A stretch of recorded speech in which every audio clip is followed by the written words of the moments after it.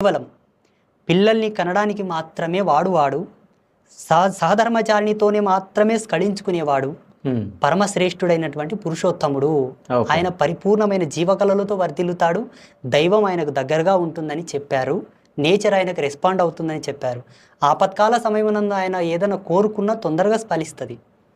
ఎందుకంటే వీర్యంకి నేచర్కి చాలా దగ్గర సిబ్లింగ్స్ ఉన్నాయి కాబట్టి. 84 లక్షల జీవరాశులు ఉండేటటువంటి జీవ రసాయన అమృత శక్తి ఏదైతే ఉన్నదో అదే వీర్యధాతువు. ఓకే, అది ఎక్కడ పడితే అక్కడ చిందించుకోవడం వలన ఆ పడ్డ ప్రదేశంలో రావు ఉండొచ్చు, దుష్టశక్తి ఉండొచ్చు, నెగిటివిటీ ఉండొచ్చు. దాంతో ఇది కనెక్ట్ అయిపోయి నీ జీవ అస్తిత్వాన్ని చెరపగలదు. ఓకే, నీ మీద తప్పకుండా ప్రభావం పడుతుంది. ఓకే, చాలా దౌర్బల్య స్థితిలో ఉన్నారండి సమాజంలో. ఏది తెలియదు ఇప్పుడు ఉన్నోళ్ళకు. చాలా అసలు గాఢ నిద్రలో ఉన్నారు. బతుకుతున్నారు, జీవించటంలా జీవిస్తున్నారు, విజ్ఞానవంత